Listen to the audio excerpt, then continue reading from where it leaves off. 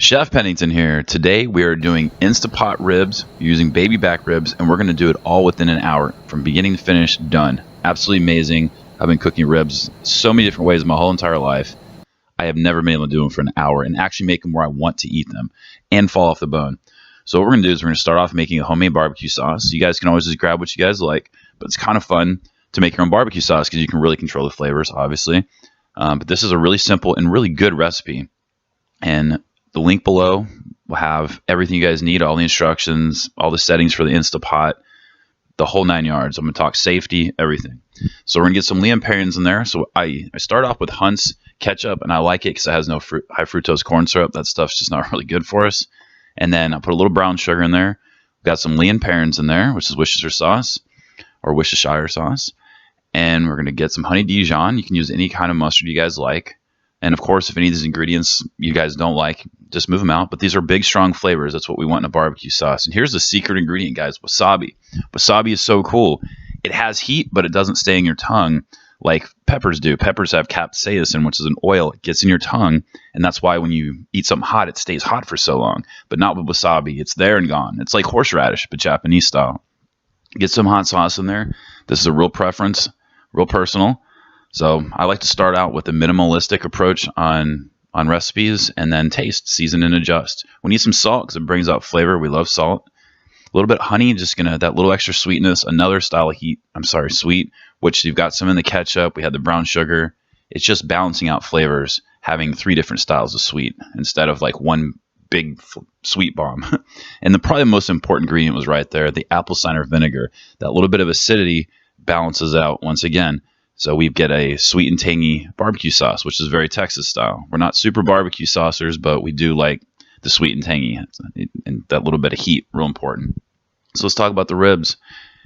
I went with baby back ribs. I like them. They're a little bit sweeter, and they're very tender. One thing to look at is how thick your ribs are, because all ribs aren't going to be the same size. And we'll talk about in a moment how to adjust your Instapot cooking for that very thing. But overlook your ribs. I like a meaty rib. I think most people do. You want a little bit of fat on the top. Be sure to, once you pull them out of the pack, rinse them under water and dry them off. Real important. And we're going to start with some honey. Now, classically, use some honey or mustard to help your dry rub, your seasoning stick. For me, I don't like the mustard. I think it does affect the flavor. Some people think this doesn't do anything to the flavor. I would strongly disagree with them.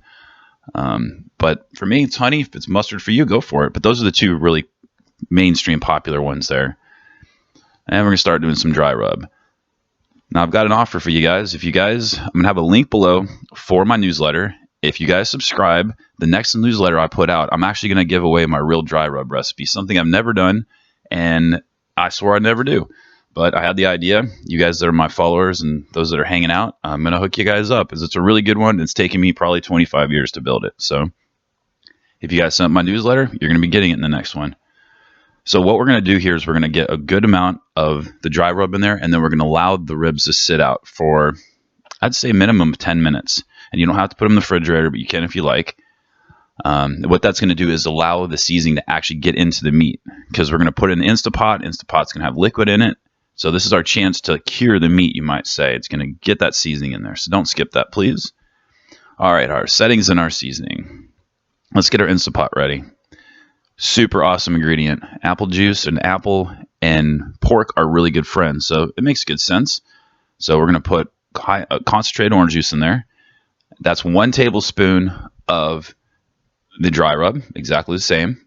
And then we're going to place those in there and curl them around. If you guys did want to do that, you could cut the ribs in half. A little bit easier maybe for some whenever the ribs are cooked. This is going to be 8 cups of water. Pretty much what we're doing is put enough water to almost cover the ribs. I've tried this before with less water, and it turns out better with the more water. It's just a more moist cooking process. So secure your lid. Very important. Make sure that this is on the sealing side. There's only 2. There's venting, and then there's sealing. And then our settings.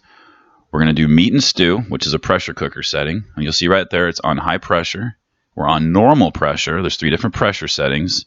And then we're going to set our time. Since these are thicker ribs, I'm going with 45 minutes. If you had like really skinny ribs, you could probably get closer to 35 minutes. So the timing is depending on how thick your ribs are. So when it's done, you'll see that it'll count down, and then it's going to show you this L000. That's after it's done. Sometimes when you cook the product in the Instapot, you don't want to just release the pressure instantly. Sometimes you want to let it sit in the heat a little bit, and that's what that timer does. So you can be very precise with your recipe. That's important right there. That's what we're looking for, that little vent to drop down. That means the pressure inside of the pressure cooker is safe to open. Once that drops, you're good. That's it. That's the big scare factor. We know that dropped, we're off to the races. So we've got some ribs here.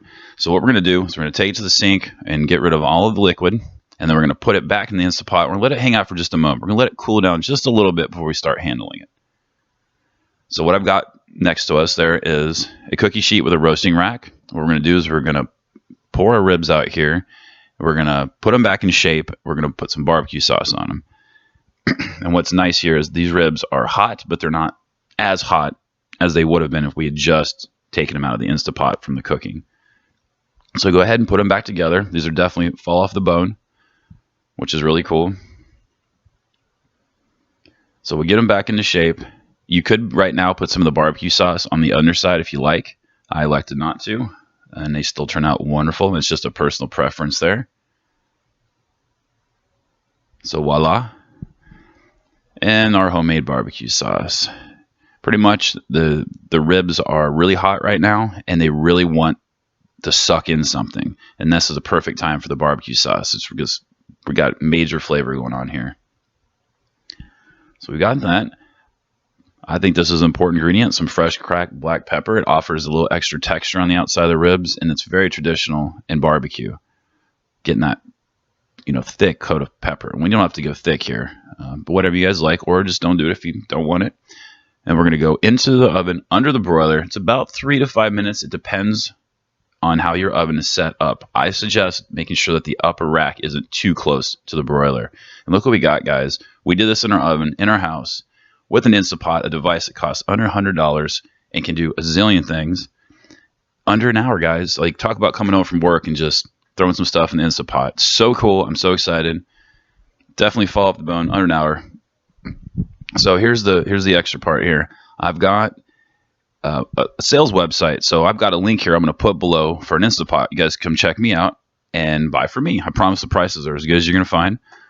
So it's worth dealing with me. Hopefully you guys consider. Come join us on social media. We'd love to have you guys over there. Please go ahead and subscribe to our YouTube channel. We'd love to have you.